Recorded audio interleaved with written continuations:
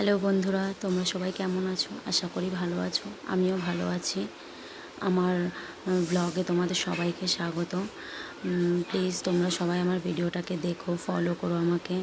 আর ভালো লাগলে অবশ্যই লাইক, কমেন্ট অ্যান্ড সাবস্ক্রাইব করে দিও আমার চ্যানেলটা। আজকে এই সকাল থেকেই শুরু করেছি ভিডিওটা। এই সকালবেলা কিছু কাজ করে ঘরের কাজবাজগুলো করে এবার বাইরে বেরিয়েছি। বাসনগুলো মাজছি, বাসনগুলো মেজে তারপরে এই ধুয়ে নিচ্ছি। ধোয়ার পরে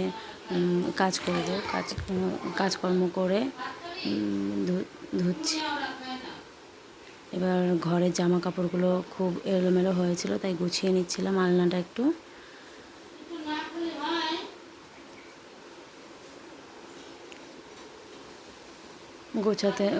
ওইগুলো গোছানোর পরে মেয়েকে ঘুম থেকে তুলে দিয়ে বিছানাটা গুছিয়ে নিচ্ছিলাম।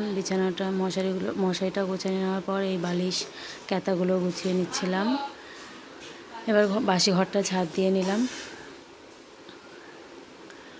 বাসি ঘরটা ঝাড় দেওয়া হয়ে গেলে বাসি ঘরটা ঝাড় দিলাম।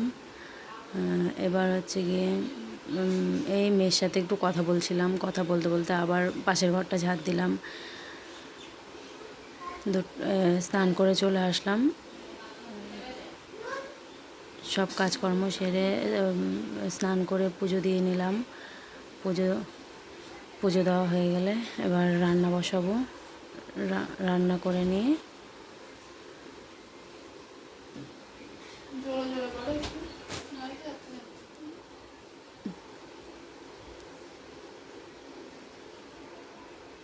এই ভাত হচ্ছে। আজকে ডিমের তরকারি করব। তো এই ডিমটা সেদ্ধ বসিয়ে নিয়েছিলাম। এবার ডিমটা একটু ভেজে নিচ্ছি। ডিমটা ভাজা হয়ে গেলে আলুটা ভাজবো। আলুটা ভেজেও তুলে রেখেছিলাম। আলুটা ভাজা হয়ে গেলে পেঁয়াজটা দেব।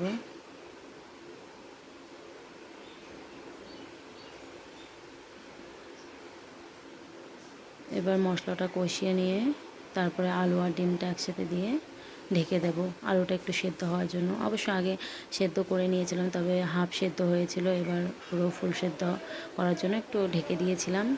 তারপরে এই মেয়েকে স্নান করাচ্ছিলাম। ও একা একাই স্নান করছিল। এই বড় হয়ে গেছে, এখন একা একাই স্নান করতে শিখে গেছে ও, আর আমাকে লাগে না। এই যে তারপরে স্নান করার পর ওকে রেডি করিয়ে বলছিলাম একটু কথা বলো, ও বলছিল না। বললাম একটু হাসো, কথা বলো, বলছিল না। তাই ওরকম শয়তানিগুলো করছিল। এবার খাওয়া দাওয়া করে ঘুমিয়েছিলাম। ঘুম থেকে উঠে এই যে একটুখানি ক্লিপ নিয়েছিলাম। রাত্রিবেলা চলে গেছিলাম। রাত্রিবেলা এই যে ঘুমানোর জন্য মশারিটা নিয়ে নিয়েছিলাম ঘুমাবো বলে। এবার তোমরা প্লিজ সবাই আমার ভিডিওটা দেখো।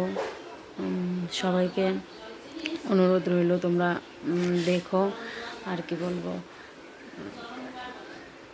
ঠিক আছে তাহলে, গুড নাইট।